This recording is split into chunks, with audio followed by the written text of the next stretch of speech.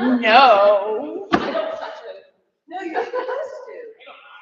It's the rules. You just gotta turn it back down. That's the rule. $203,000? Yeah. Dang, Beth. Sonaki. For Beth's personal expenses? He's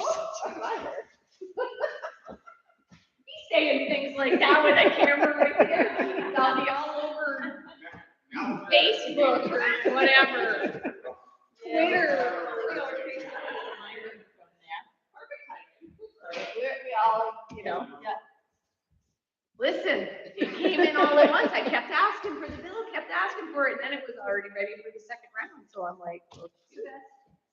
Being active as Yeah. clerk 1 year. Will you lay the file? Thank you. Yes. I would love to. I knew I brought that big notes for 100 years. Manifest.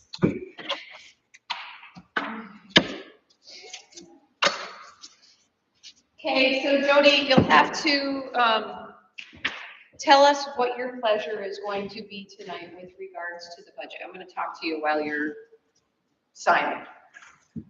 Because here, it's a little bit different. We don't have the screen and because the projector's not, the one that I have isn't bright enough to see the numbers. So this is just the overview. Yeah. So I just want you to, It's nice to show it, but that's a lot of Well, work here. well, this is a little different. Over there, it's easier because we have the boards. Yeah. Tonight's just the quick overview. But it's completely done. So Are there any of these that I need to pay attention to the second page for signing or something?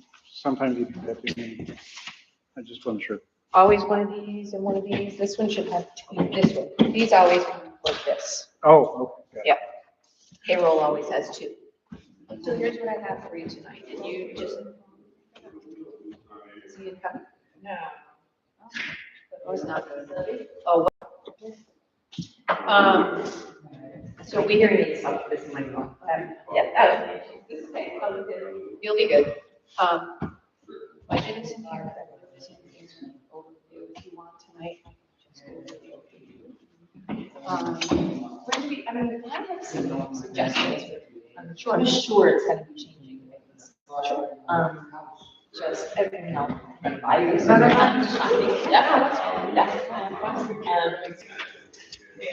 So. Talk about.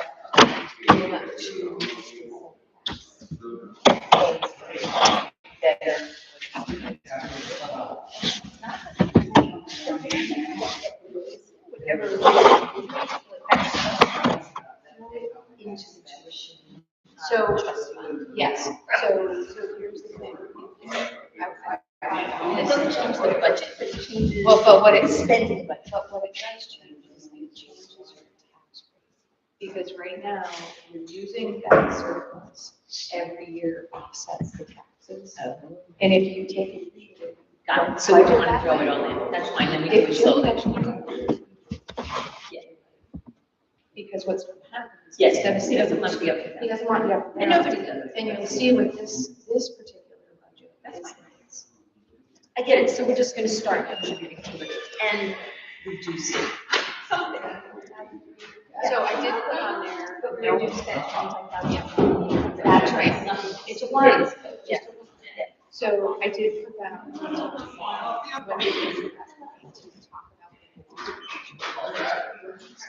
Because it's, Yeah. and then we know, okay, 5 years. Exactly, you want to get it up. Once you set the goal, Yeah.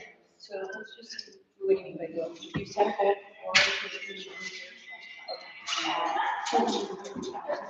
because that's generally.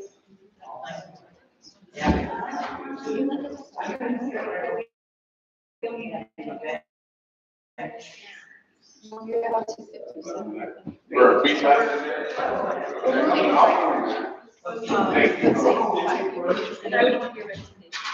Absolutely should be. Well, it should be what yours is. Because that's what they're saying. That's the difference. 160. Okay, but tonight. tonight you wanted to just do the appointment. Actually talk, like, Yeah, share we can those do- ideas. I yeah, think I should yeah. use that to get fit. You, I don't know if you want, I Yeah. really want to. yeah. I've mentioned this.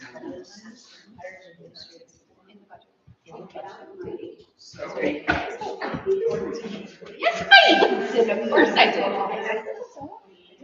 I always make sounds.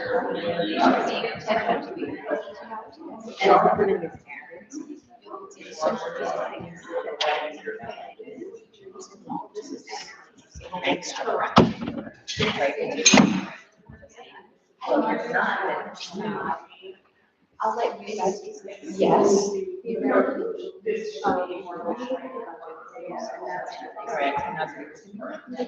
Oh, it is. So, Okay. Got it. Yeah. Right. so I already did that. Okay, what's your next item? So.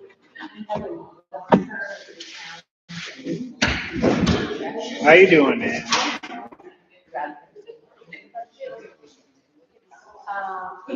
Like transportation? Okay, so we don't have.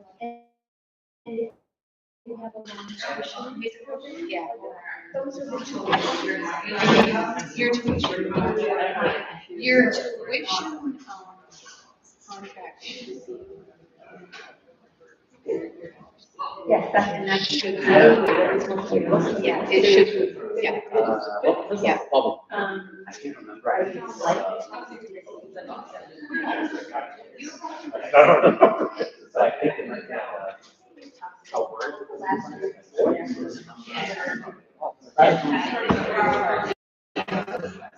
That's easy. Answer, but I have to look to him, he's the superintendent.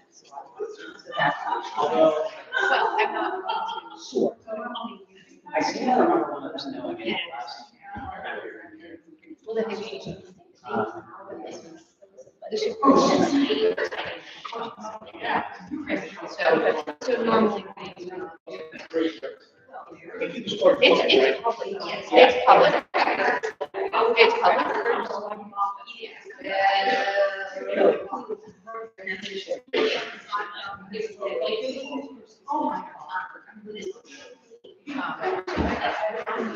I certainly can. But it does help for me to the budget.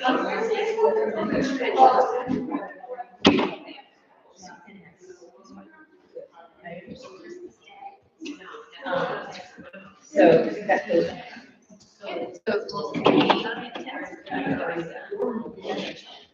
That other one, however you want to.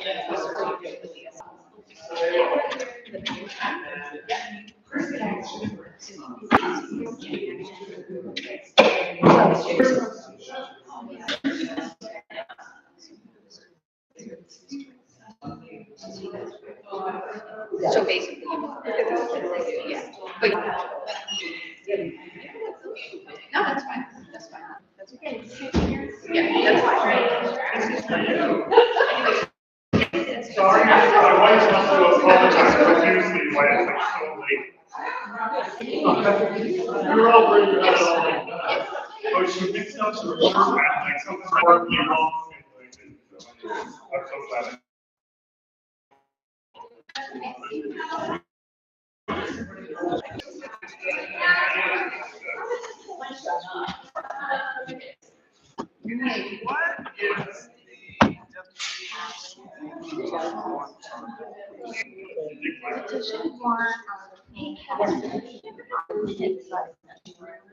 Yeah, I remembered yesterday when I was thinking, why didn't I think it's mystery? I'm trying to upload it right now. So it's in the meeting folder from last month, as of this moment. Right.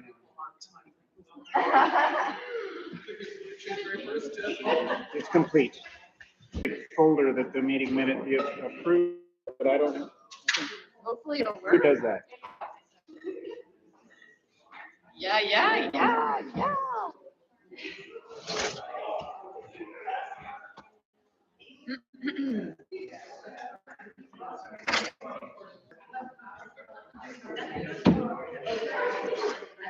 So, there we go. I should have brought a cookie. I don't want to.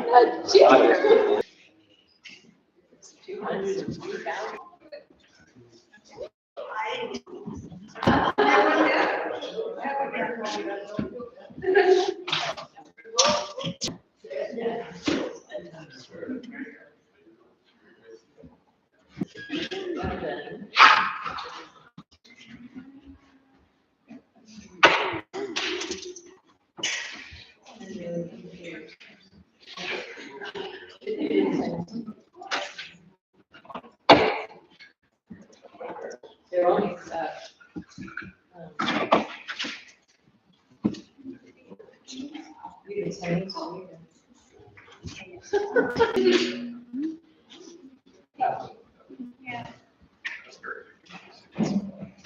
that's the event that's drill over here.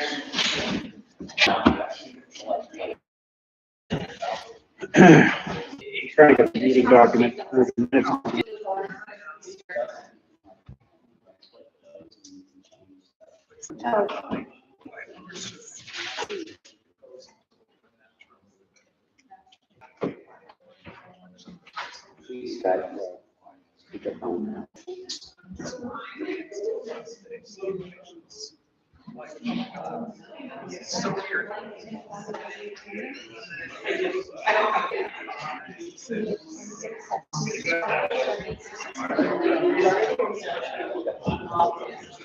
Okay, I'm gonna do it. Big one? And Kevin, do it. No, I'm trying to get the documents to work, so I can type minutes. Can you do it locally when you can't do it? But I can't even get that in. Well, just. All right, so I'll just type over last month and say that it's this month. Write in the note.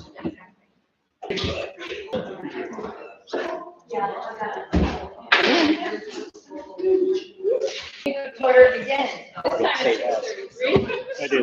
For real this time. Roll call, starting my left, Kevin Moore. Jody Underwood. And we start with public forum number 1. Copies of the agenda here, did you print them out? You just haven't in ages.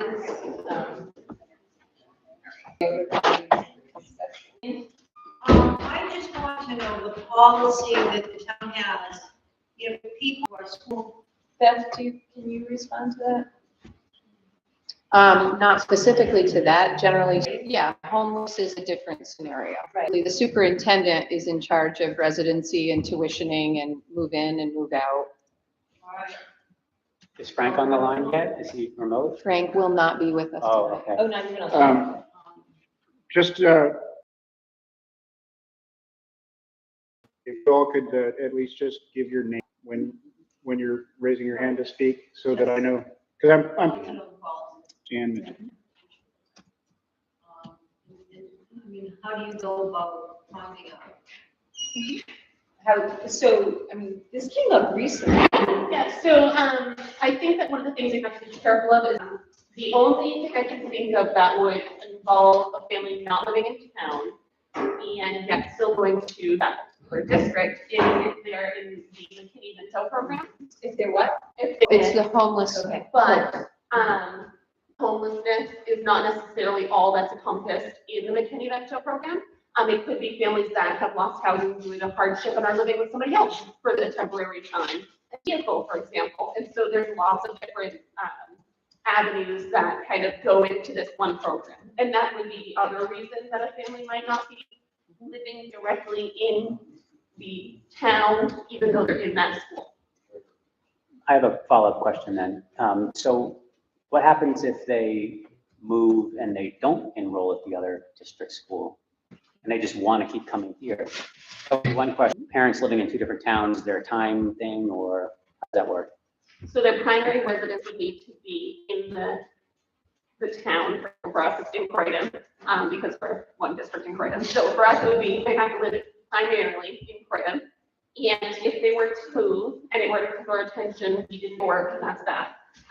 But if it's brought to our attention, then our superintendent investigates further. Legal documents that will specify the children could remain in the home district, even if the residence isn't 50% in the district. So there is always, that is one exception that I've seen. And by default, it's just 51%. It's, yeah, their state statute determines where the child lays their head every night, 50% or more, that's the resident district. And the major exception to that is if there are legal documents that specify otherwise, that will override the law. Parenting plan. Yes. Is the school board made aware of that though? If you have a situation like that, is the school, Not specific. the school might know it, the superintendent might know it, but does our school board know it?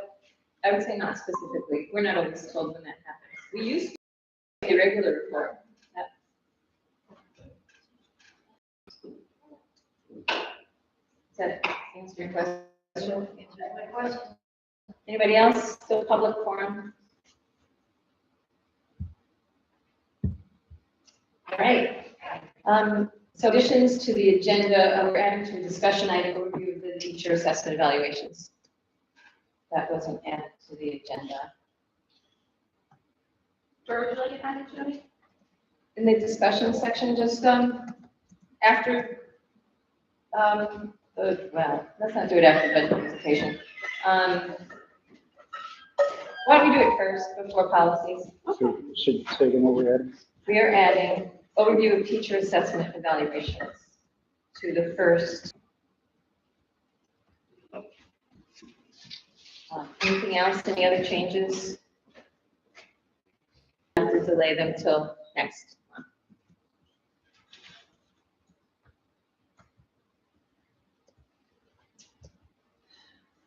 All right, so superintendent's report. Sure, I will read the superintendent's report if you would like.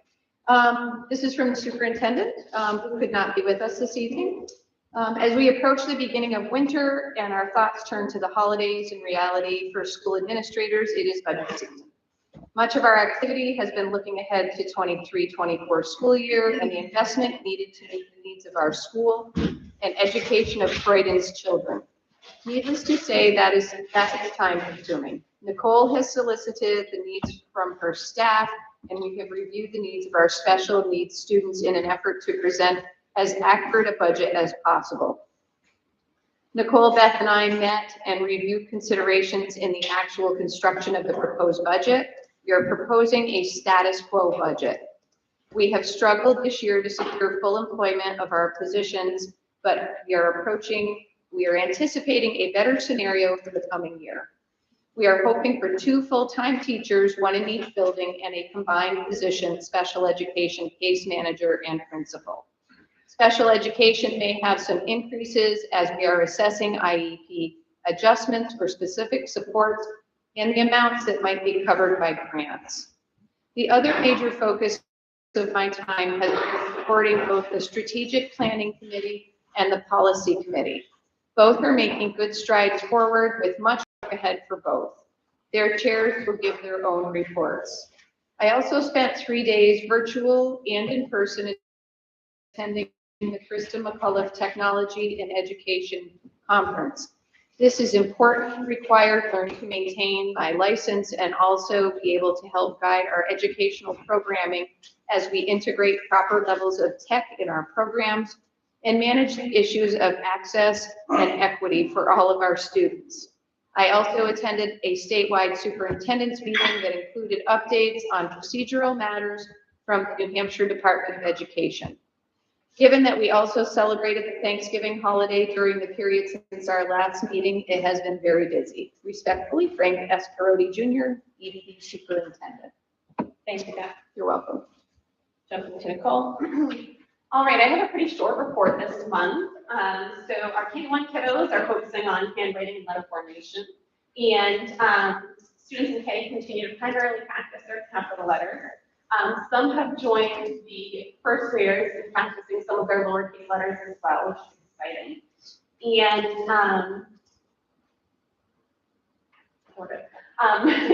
they are working on counting past 10, identifying and writing numbers, and their one-to-one correspondence. And some students are even practicing their addition and subtraction facts within 20. Let's see more. Students in 2 through 4 are moving towards informational writing pieces in literacy. They continue to practice their comprehension skills with independent tests at their level and conferring with the teacher. In math, they're moving towards using repeated subtraction to divide. Some groups are practicing long division, while others are practicing subtracting larger numbers. Of course, with that grade range, there's a lot of mathematical range as well. Recent events, there was one, the trimester 1 ended. And all report cards were distributed on time. Great news. Upcoming events, we have our winter break, which is going to go from the 22nd to the 2nd.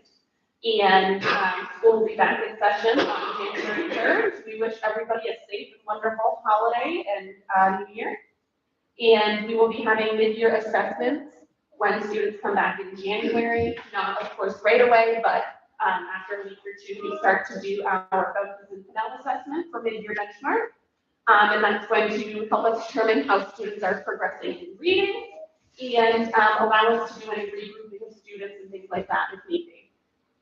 We'll be doing the STAR as well, and that will be a benchmark for reading and math. And that'll again give us more data for regrouping students in both math and reading. Lastly, we'll be offering winter program this year again. However, this year is going back to the more traditional model that's happened in the past, where students had the choice of either skiing, snowboarding, or swimming / and so this year we have transportation. We're going to Mount Sunapee. We drop off there, then head to Claremont, do some swimming and rec, and then swing back around, pick everybody up, and come home. So we love winter program. It's really great for encouraging health, wellness, positive community involvement for the students, and learning new skills. So it'll be every Thursday from January 12th to the 9th of February. That's my excitement for today. Thank you. Beth, are you going to do a financial report? I am not going to do a financial report. School board has received expense and revenue reports and signed all the manifests, and I will present at the budget section of tonight's meeting. So that's another change from the posted agenda. Which we didn't notice.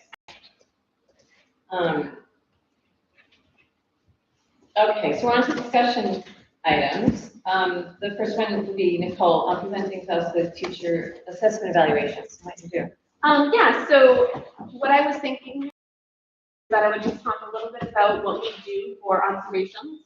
I know you would ask, so if I'm not in the right direction, let me know, as far as what you're looking for. Okay, so I mean, I can preface it with, I mean, it's really one of the school board's major responsibilities is to agree upon an assessment evaluation approach teachers. So that's why I want to know about it. Okay, yeah, so like I said, if I'm not telling you kind of what you're looking for, let me know. So the current model is that we do mini observations or walkthroughs, or what they're frequently called now, and those happen monthly, as well as formal observations for staff in their first year or their 3-year reevaluation. So what's a walkthrough? Yeah, so what happens is I will go into the classrooms for about 10 minutes and take notes on various categories. This year, we're actually trying to base it more on staff goals. So each staff member at the beginning of the year sets an IFDIP, which is an individual professional development plan. Part of their IFDIP, which goes towards certification, is having a goal. So they set their goal and do it with me, and then they will work on bettering themselves in that area throughout the year. So when I go into the classroom, I look for progression in that area, as well as other areas.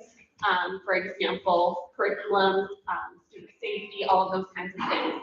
And I take notes.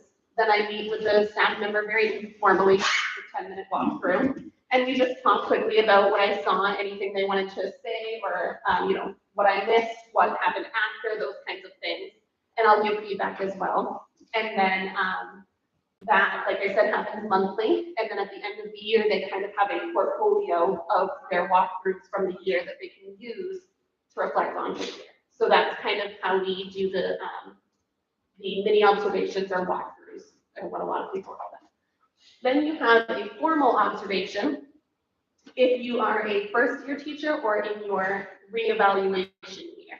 So anybody that is being, is up for recertification with the state of New Hampshire, I do a formal observation, which is when we write out a formal lesson plan, meet ahead of time, talk about it.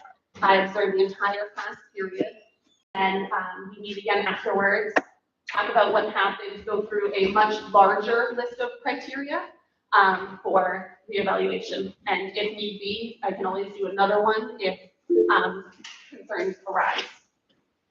I don't know what that was. And so that's kind of a very quick answer to what do we do, but we have, you know, documentation of everything and stuff like that. So there are rubrics though, there are things you look for? Yep, so we use the same rubric that we have students using. I think it's appropriate to look at the same verbiage, so exemplary, proficient, making progress, not demonstrated.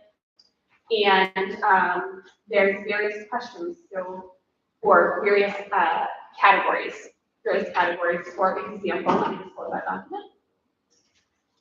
Safe learning environment, and then some areas of focus would be meeting student needs, encouraged to work well together, cooperate, share, integrated. Those kinds of things are what I'm going to look for and make comment on.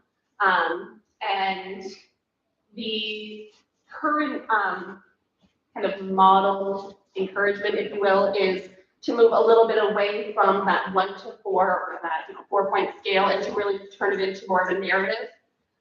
Instead of staff looking down a list and saying, oh, I got 3 across the board, or I got 4 across the board. It's more meaningful to talk about what you actually see, which is something that in time I think we should move towards.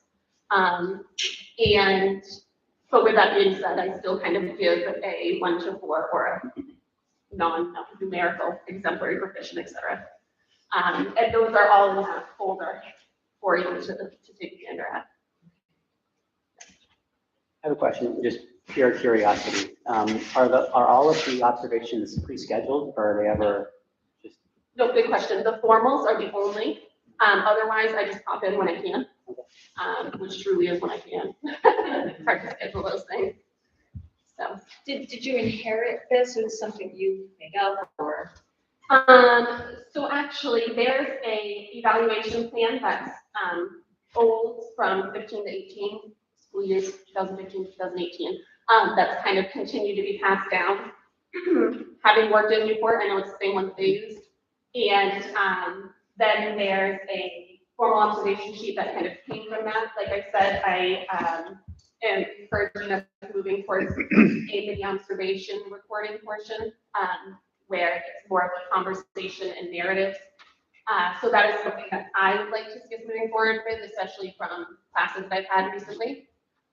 But with that being said, I still have it's called the CBS form, observation form. So that's more subjective though, isn't it? It goes into a narrative rather than something more quantitative. Well, I mean, they both have some subjectivity in it, right? yes, there's always subjectivity. And the other thing is, what is most useful?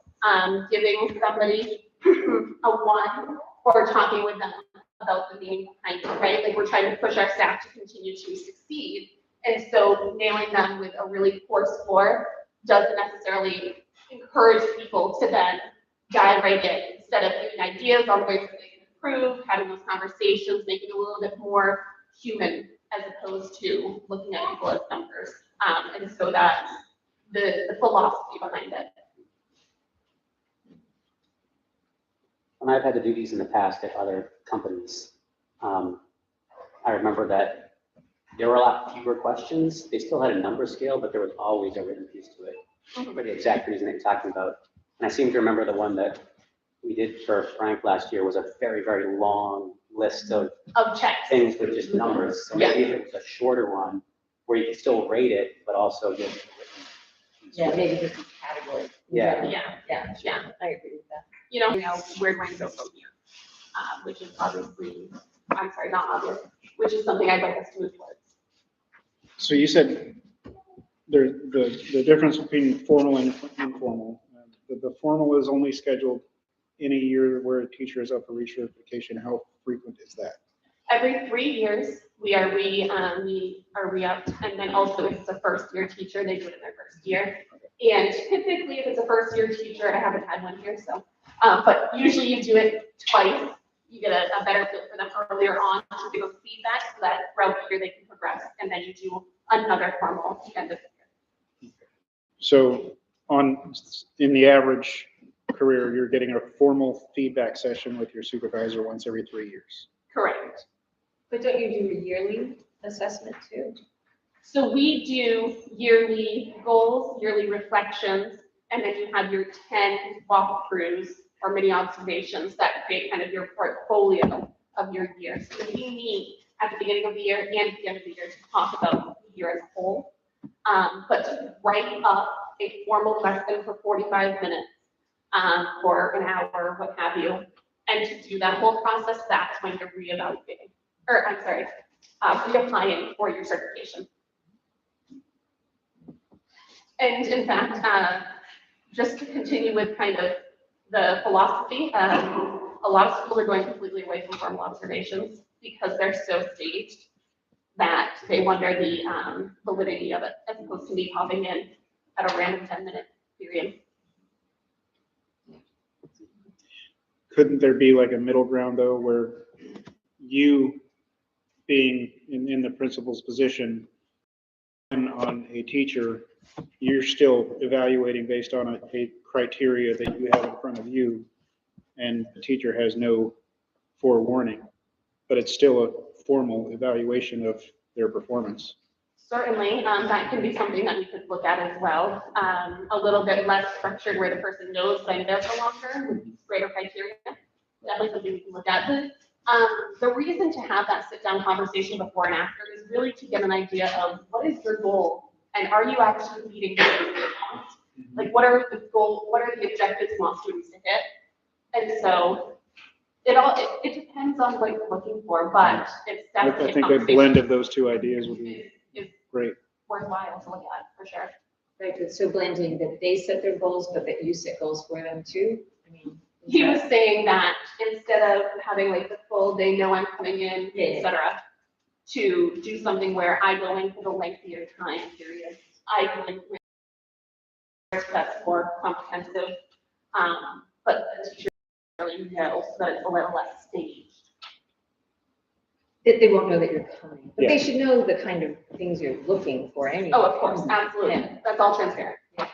But they're not sitting there preparing their No, lesson because specifically they to don't be know. They evaluated. should always be thinking about it. That's Right. the idea. Precisely. Yeah. Precisely. Of course. Okay. Thank you. I'm gonna probably look through the stuff. I'm gonna see about the views. Everybody else like. Yes. It's all of a sudden, it's just like, I don't know, it's so hot. That 70, no, 70. That's not just me. 60, yeah, I know. It was 64. But it definitely warmed up fast, faster than the last time. 40 bodies in here. Yeah, well, we've got All right, so thank you. So moving on to the policy committee, well, policies, actually, it's sort of mixed up in the agenda. First, it's going to be the second readings of 2 policies. Yeah, second readings of both, and then we'll do the committee update. So the first one was the ACE, sorry, procedural safeguards, non-discrimination based on disability. So it's for the board to read and decide if we read it once last month.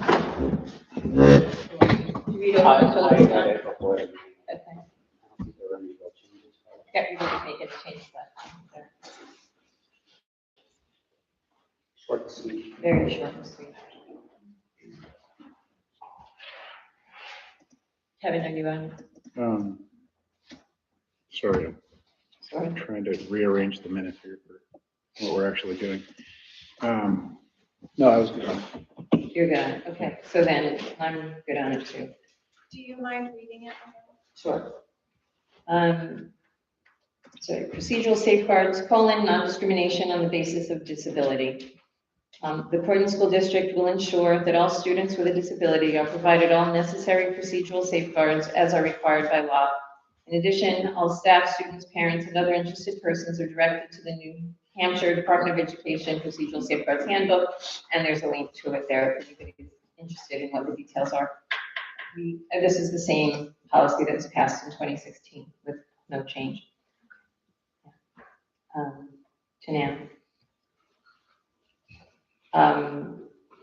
Right, so second reading. So all those in favor of accepting this policy?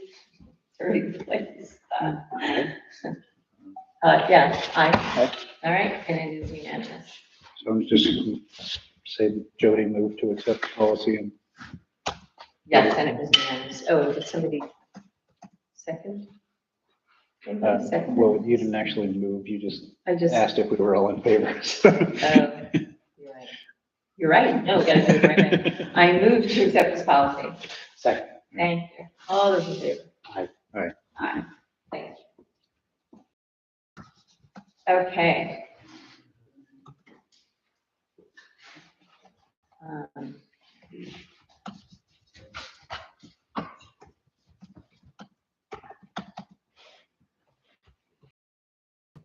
Thus, the next policy is the annual budget policy. This we read last time. Also, it was approved by the policy committee in November. Oh, we read it last time with no changes. Do you want me to read it out loud? Angie. All right, so this is annual budget. One of the primary responsibilities of the school board is to secure funds to carry out a program of adequate education as defined by RSA 193E2. The adopted annual school budget is the financial outline of the district's educational program. It is the legal basis for the establishment of tax rates. The annual school budget process is an important function of school district operations, and it serves as a means to improve communications within the school organization and with the residents of the community. The superintendent shall be responsible for preparing and presenting to the board a proposed school budget. The board expects the superintendent to work closely with the principal and other administrators in their respective areas in studying the needs of the schools, and in compiling a budget to meet those needs. The principal is expected to confer with appropriate staff in getting budgetary requests and information on requirements. Calendar for the annual budget will comply with all legal requirements. Budget calendar will be approved by the school. We good? All right, I'll make a motion to accept it. Second. All those in favor? Aye. Was there a comment? I just Oh, had a quick question. It said that the superintendent presents the budget, right? Doesn't it say the super presents the budget? so be responsible for preparing and presenting to the board. Doesn't mean they have to do it, they're just responsible for it. Okay. Because They can assign, I mean, that's just normally how that goes. Yeah, that does it. yeah. Delegate. But in the end, it's his responsibility. Okay. That's how I understand it. Would you rather say something? I don't know, because I've always known that to prepare it. We always. Every business administrator we've ever worked with always did it. Right, That's we always refer to the business administrator with any question. We expect her to present it at any of the hearings. So But it's Frank's responsibility to make sure that happens. Overall, yeah, that's So he's the superintendent. right. He could decide somebody else would do the presentation. Okay. Zero. But he could. Does that sit right with you? Oh, yeah, that's absolutely fine. It is the superintendent's responsibility to prepare the budget. That is correct. However, he or she delegates it. Okay. Yeah. It's just like, you know, at a restaurant, it's the manager's job to make sure all the guests get their food, but all the waiters are the ones bringing it out. And cooks And all over the RSA's, it says superintendent or designee. So that comes clear. Yeah. Not everywhere, but all right, so I think we did good there, right? We all agreed. Right, that was unanimous. You agreed? Oh, yes, Okay, I think. all right, moving on. I've created a folder finally in the school board just for policies, so there's in progress and approved and stuff approved by committee. So I have 3 folders there now, and I'll try to keep on top of making sure everything there is up to date. Otherwise, they don't have access. There's no, anyway, so I'm doing it. Just FYI. The committee, this past, what was it? Week ago. Yeah, thank you. I know. Has it been a week already? It's been. We looked at 2 new policies. One was for facilities use. I'm just not sure, because I couldn't get the agenda to pull up on mine, I wasn't sure if we were, because on the last month, we went from yours to the strategic planning, so I'm not sure where we're at in the agenda right now. We're just, following what I'm doing. Policies. Policies. Policies. Policy We've been doing update. policies. Now this is policy committee update. Okay, Yeah. that's what I needed to know. Gotcha, yeah. So 2 new policies. One was the use of facilities, which we basically got into a very long discussion and realized we needed to go away and think about it more, so we tabled that. We then had a discussion about updating the tuitioning policy, and again, had a long discussion, and then at some point in there, the internet went down, so the people that joined us remotely, well, it could have been in the room, we all decided to just table it for next time, because there really did need to be some more thought and data looked at doing anything with these 2. So that was the update on the. I have a question about that, because when that notice was put out, it said across the top, online participation only. Was that, You're thinking of the strategic planning committee. oh, that was different. Okay, I'm sorry, I'm getting so confused with all of these Yeah, things. we get a bunch of people, public, both online and in the room with us for the Okay. policy committee. Yeah, people are welcome. And when is that next meeting for policy? Good question. Second Tuesday of the month? The second Tuesday, I believe that's right. Yeah, so it'll be January 10th, second Tuesday.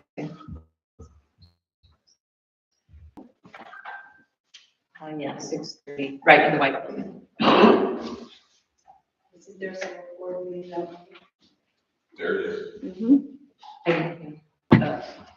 Yeah, we discussed that at the last meeting, and there was just no better time to do it. So white building, I'm. But big white. Big white. Big white, I'm still picturing being here, once you're saying big white, no. Big white, okay.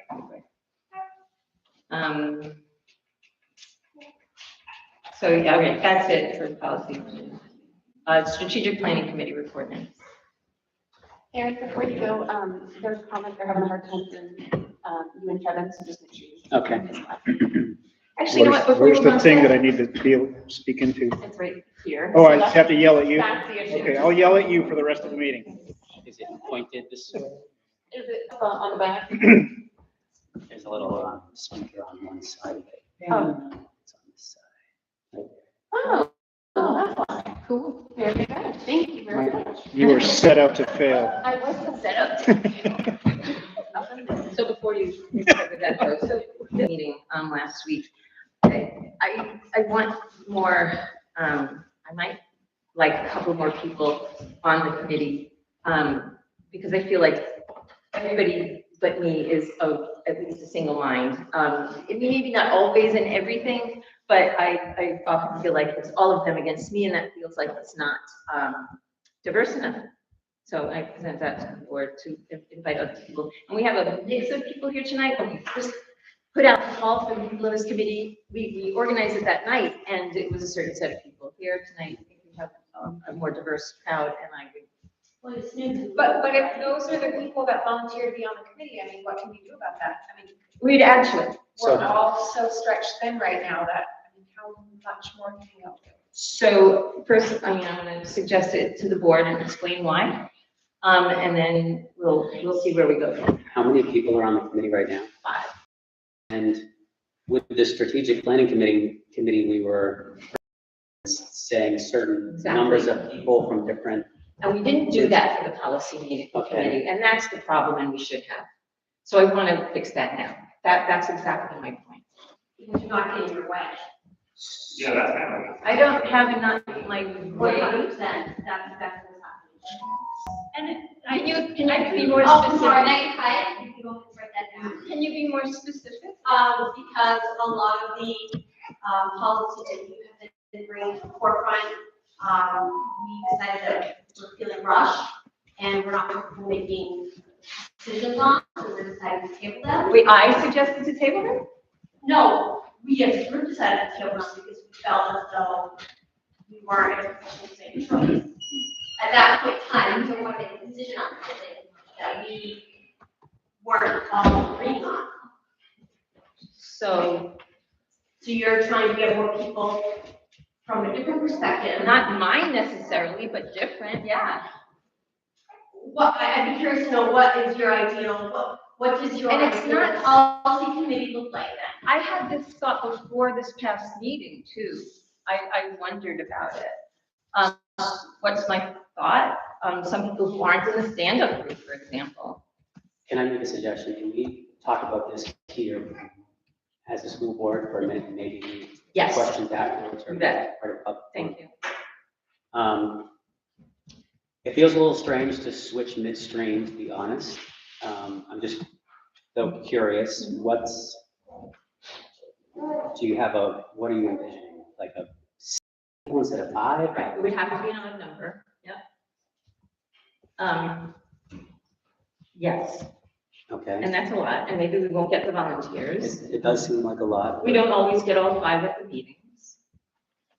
So you said that Do you you felt have- as though. Sorry, we're talking about. Do you Did have you any hear thoughts, that? Kevin? We were the people that were at the meetings though, you can't just all of a Well, sudden now try to add more Can people. you let us talk? for Let us a talk minute? for No, yes. Hey, go ahead, Jody, let us know what you think. I wasn't talking, Erin was. Go ahead. Kevin, I'm just curious to get your initial thoughts. So the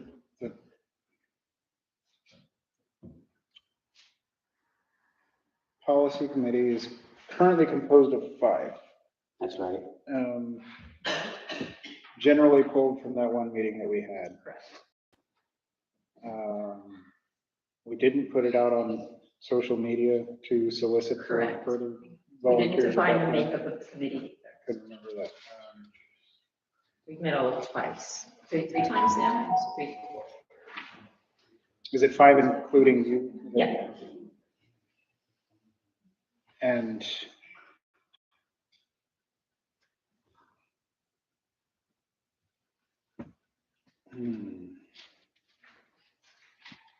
I feel like I would need a longer conversation on this to really generate a real opinion on the matter. Right.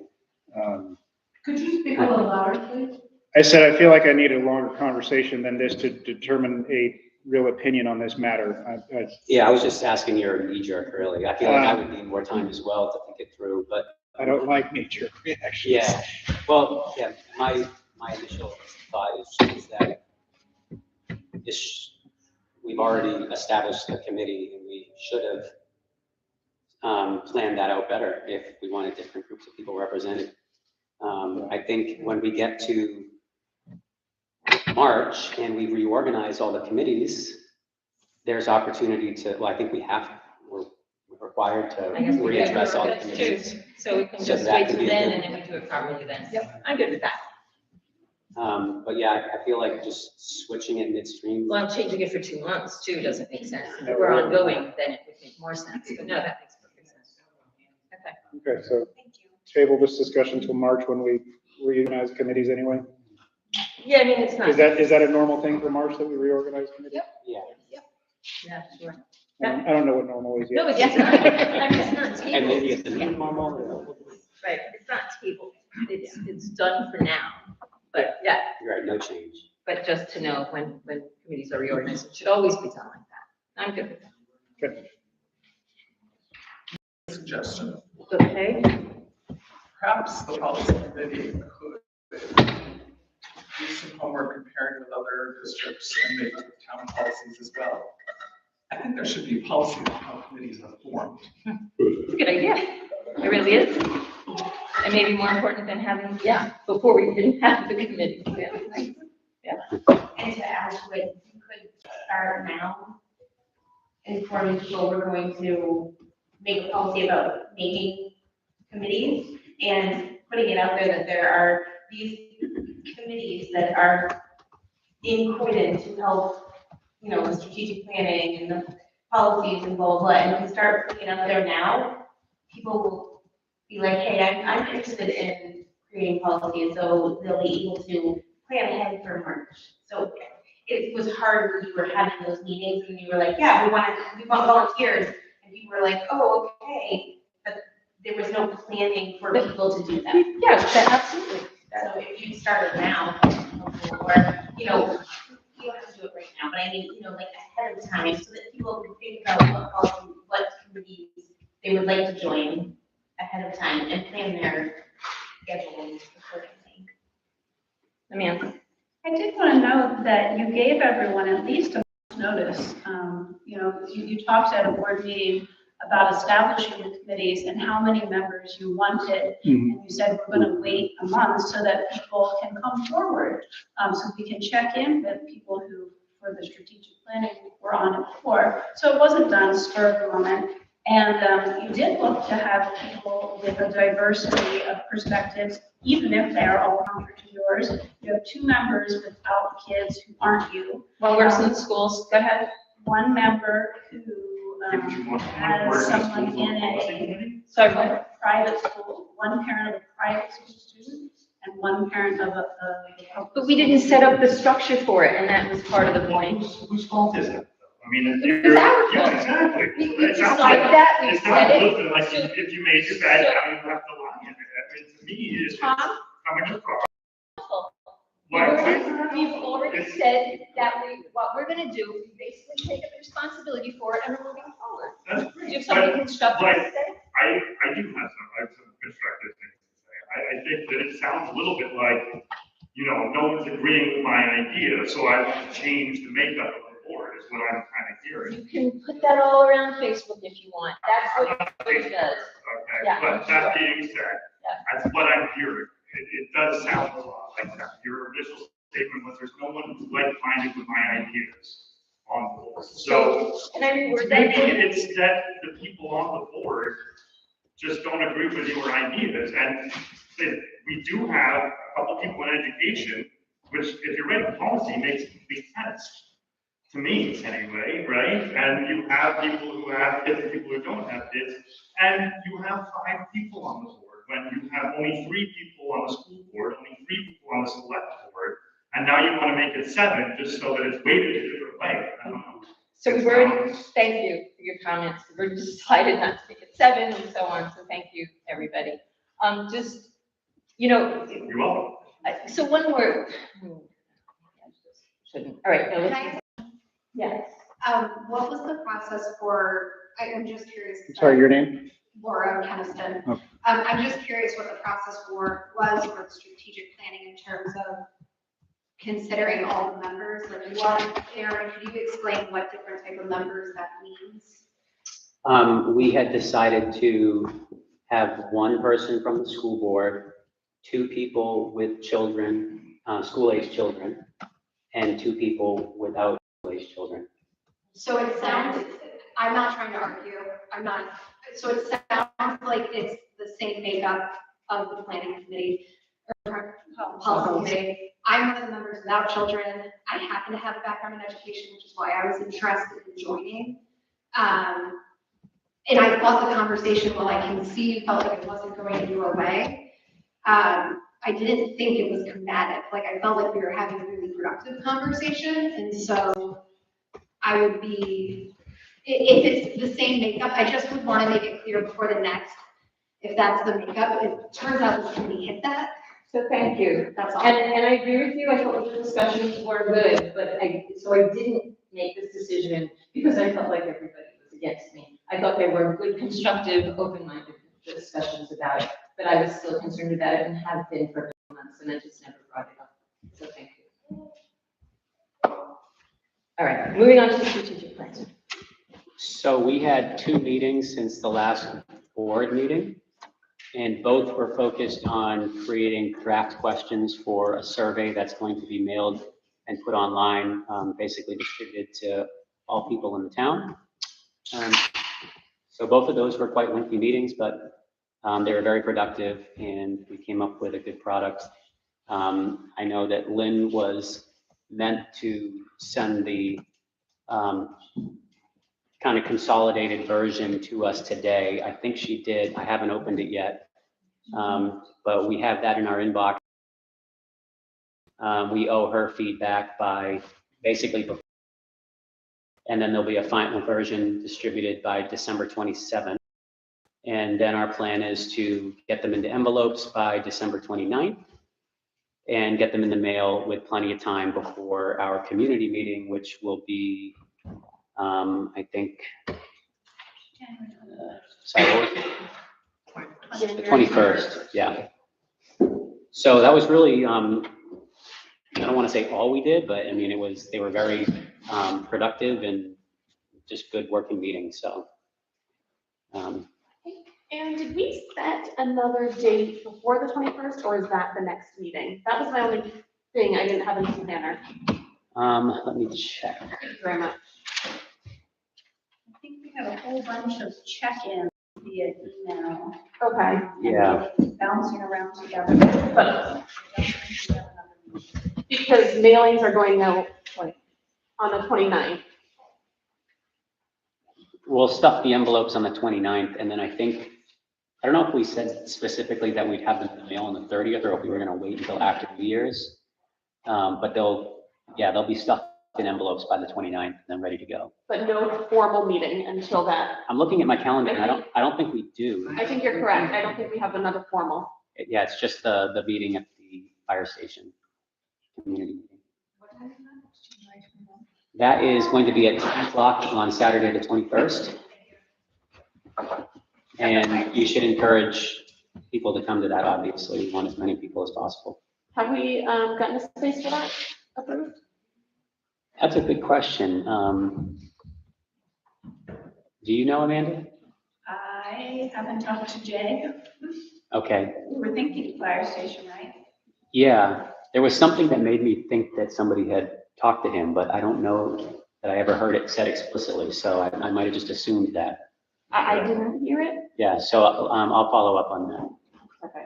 Then let me know and I'll put it on the Yeah. notice online. Thank you very much. So is the committee, someone from the survey before the meeting? That's right. Yeah. So is the committee meeting prior to the 21st to review how to present that data? No, it'll be presented at the community meeting. So Lynn made sure to leave enough time in the schedule between when we mail it out and when the meeting is, the community meeting. It shouldn't need like I a solid. understand that, and I apologize if I sound like I'm telling you what to do, that's not my intent. I'm just sort of following the process in my head, and I believe Lynn is presenting it, Mhm. and therefore there doesn't need to be another meeting. because Right. Gotcha. Our point person. That makes got sense. it. And the labor intensive part will be, assuming we get a bunch of mailed back responses, getting those into the computer. So I think what we talked about were just having a little group come in and just each taking a stack and typing them in. Thank you. Can you just explain what the process will be? So you're gonna stuff envelopes and mail them to every registered voter, every tax? Just all the mail routes in Croydon. And then we'll post a virtual link on Facebook and wherever on the school site, town website or whatever. And people can come, I will schedule times for families to come to the school and fill it out online if they don't have a computer at home. Still have a physical thing, right? Yep, but they also have that choice, and we're encouraging people to do it online. Sure. Because then. It's a lot easier, Yeah, copy and paste. Right, sure. we just as far and wide as possible, make it as easy for them as So it'll possible. say right on it if you wanna go online. and- We will encourage them on the printed form to go online, and we'll give them the link.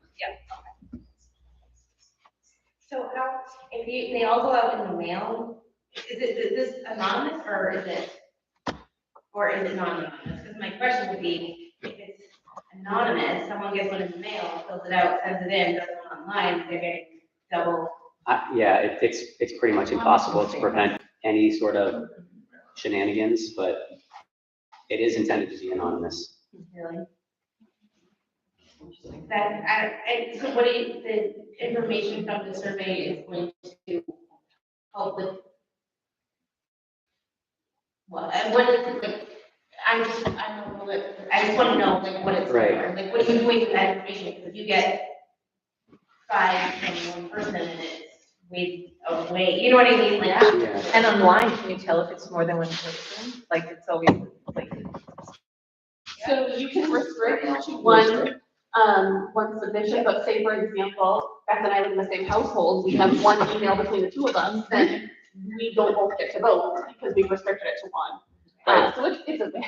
Right, the safest thing is just paper. And they typically restrict it based on IP address, and you might have. Then they couldn't use the tool because then you'd have. Sorry, too many people would copy it. You said just paper, that doesn't mean they can't copy it, Oh, that's. right? Yeah, no, Copy there's the paper. no way to. So there's no way of. and so what is the information used for? What is the survey used for? What is the name? So part of the strategic process that the consultant laid out is to do a big sort of information gathering piece. So we have a sense of where the district is at present.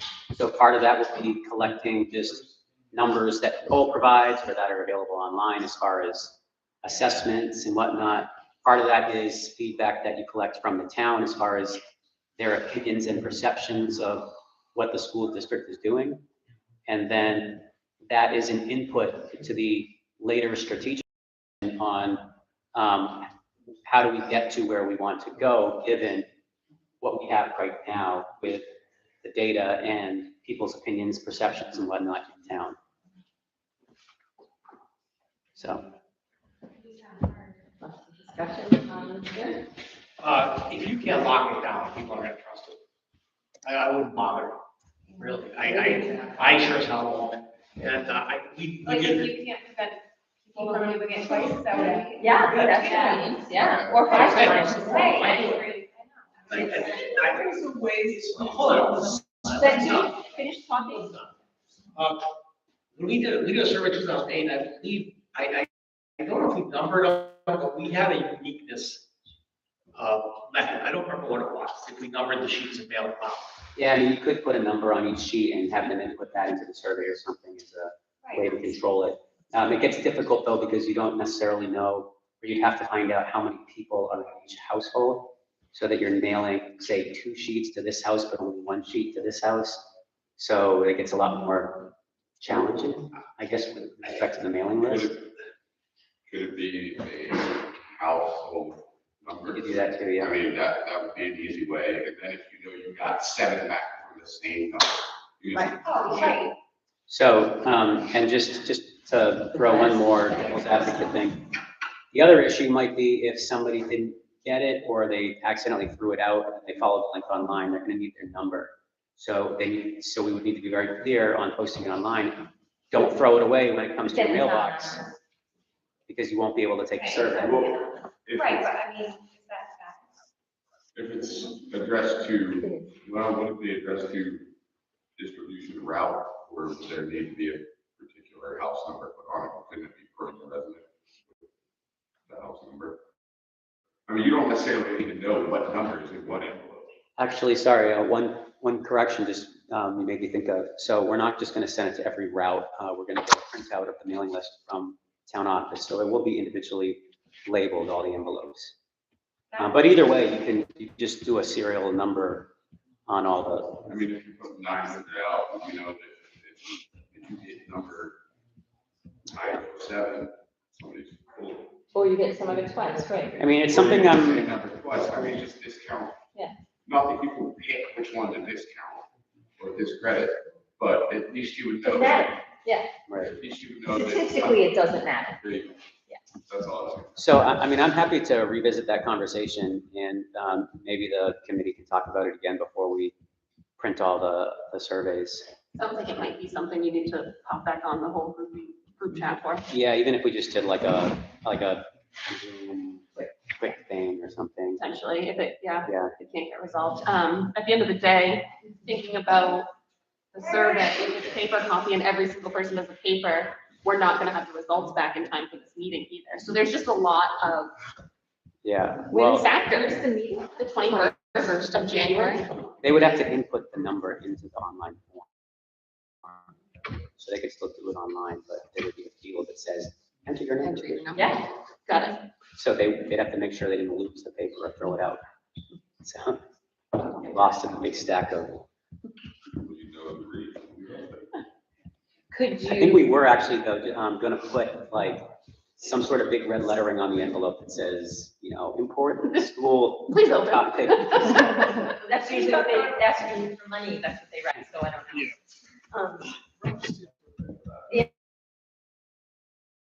You had a. Well, I just, Erin, you mentioned that you were gonna get a mailing list from the town, which we've done recently for mailers. That's generated from taxpayers, which isn't always, that useful, because there's a lot of out-of-town people that own property here that don't vote here. We have people that rent, so we would miss them, we don't capture them. So I'm wondering if there's a way to get like a registered voters list and use that as a mail, the mailing list. Do you know what list you're looking at? I don't, I'd have to ask Christie. Yeah, I mean, the other thing that we could do is just to send it to all the mill routes in Croydon. There might be a few people in Newport that happen to get one.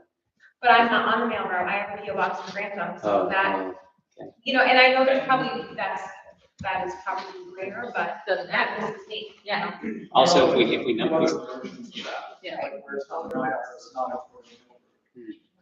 and if we serialize them and mail them out, then we also can't do the option when we leave a stack at Coniston's or the school. So we're gonna have to like talk about this as a committee again and weigh the pros and cons. But if it's obviously an important topic for people, so. Yeah, you gotta figure it out. All right, we'll put it back to the committee then. I mean, in theory, once you get like to a certain number, statistically, it starts to get better, if 700 versus 30 versus whatever. So some of that should work itself out. Hopefully there's not just rampant, double filling of surveys and whatnot. Right, but it's still to be trusted is really the key. It's really true. All right, so I think we're done with this now. Moving on to budget presentation. Sure. So this evening, we're not doing a line-by-line budget presentation. It's a general overview of the 24 budget. When we have the public hearing, we will have video. Folks who want any of the documents that I'm talking about this evening, there's some up here. I didn't expect 40 people tonight, so my apologies for that. But tonight we're just going to talk about the 30,000-foot view of the Croydon budget for FY24. So as Frank had said in his memo, it is a status quo budget. There are not a lot of changes. There are some administrative items that we want to talk about this evening as it relates to the process. But let me just give folks an idea of what this budget looks like. The budget this evening is $737 less than the budget voted on last May 5th. It is basically $1,705,900. This budget draft that we've created, the first draft, has a 5% wage increase for all employees of the Croydon School District, as approved by the school board at our November meeting. The district will have an 8.6% increase in medical rates and a 1.5% increase in dental rates. New Hampshire retirement system, for folks who are familiar with the retirement system, they set their rates on 2-year cycles. We are in the second year of a 2-year cycle. The new cycle begins July 1, 2023, and the contribution rate is 19.64% for teachers. That's down about 1.5% over the last period. Projected tuition cost for elementary and middle school students is $18,595. That is not firm. Newport has not given us the firm rate yet. We're anticipating 5%. We budget for every student in Croydon at the Newport rate. What that means is by default, it generates a surplus at the end of each year because the schools that we currently are under contract with vary in rate between $8,950 and $18,595. So there's an automatic surplus generated at the end of the year because the school board has decided to budget for every student at the anchor rate. Next year, we're looking at 51 students tuitioning out grades 5 through 12.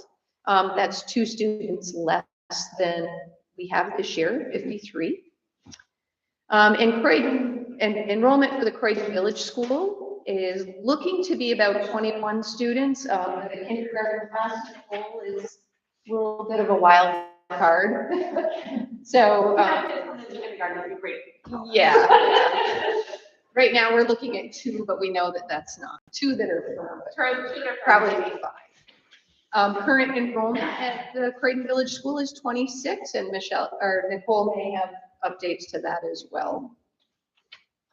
Yeah, we're at 28 students. Great. This draft of the budget has 1 teacher grades K to 2, which is the same as the current budget. 1 full-time teacher grades 3 and 4, which is what we budgeted for in the current budget. It's not what we have. And 1 special education case manager / principal. Certified staff members, same configuration as what the budget we are currently working with has. So there are no changes there. The revenue draft this evening, there are only 3 sources of education, or 3 sources of revenue for our budget. There's local revenue, which is generally your surplus. There is state revenue, which is the state adequacy aid, and the state swept amount, which is a separate item on your tax bill. And then there's federal aid, which are the federal grants. We're looking at about a $14,500 increase in aid, and everything else remains the same. On the expense side, for every category where there is staffing, you'll see salary and benefit increases. Again, that's driven by the 5% increase for all staff members. Tuition for middle school students is relatively the same. Tuition for the high school decreases about $35,000, again, 2 less students. Do you know what Newport's rate is for high school yet? So we're estimating it at $18,595, 5% increase. 5%. That is not firm. Last year was 11.2%. They went up. Yeah, I would think it would be higher than that because even just raises for their staff with inflation. They're probably going to be. They're in a collective bargaining, a multi-year agreement. Okay. So we're waiting to hear back from them. We've reached out multiple times. So we'll adjust this when we hear from them. And about when do they normally report that number? October. October. It's not, it's okay. I believe we're in the ballpark. There will definitely be an adjustment on the next draft, but it should not look significantly different than this. Special education, staffing again is probably the main driver, and there's a slight increase for contracted services based on IEP needs. Guidance, health, technology, professional development, there are no changes in any of those categories. The SAU change is the 5% increase. Principal's office decreases as folks who have followed the workings of the SAU and the principal's office understand that the superintendent has also been the principal for the last 2 years. That expires in our next cycle because Nicole will be a certified principal. No, Nicole will be a certified principal. So line item. We have added a 10-hour-a-week administrative assistant to assist both Nicole and the superintendent with their duties, and that is built into this budget. The cost is right around $9,000. Benefits, there's an $11,800 increase, and that's just based on benefit elections and the change in rate. Building operation, there's salary-driven changes and energy increases, slight energy increases based on current inflation.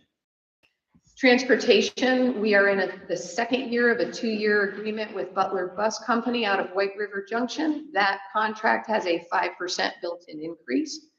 We also have added, we are currently using bus monitors. And Nicole, if you can talk to that for just a second, we have added those into the 24 budget as a need, just so folks understand what that is. Before we talk about, well, I just Yeah. had a question, like, Yep. why was that added in again? I forget. If we did do The bus monitor? before and not into the budget, but why do we have them now? We didn't- Bus monitor? Yeah. Yeah, that's Let what Nicole. Yeah.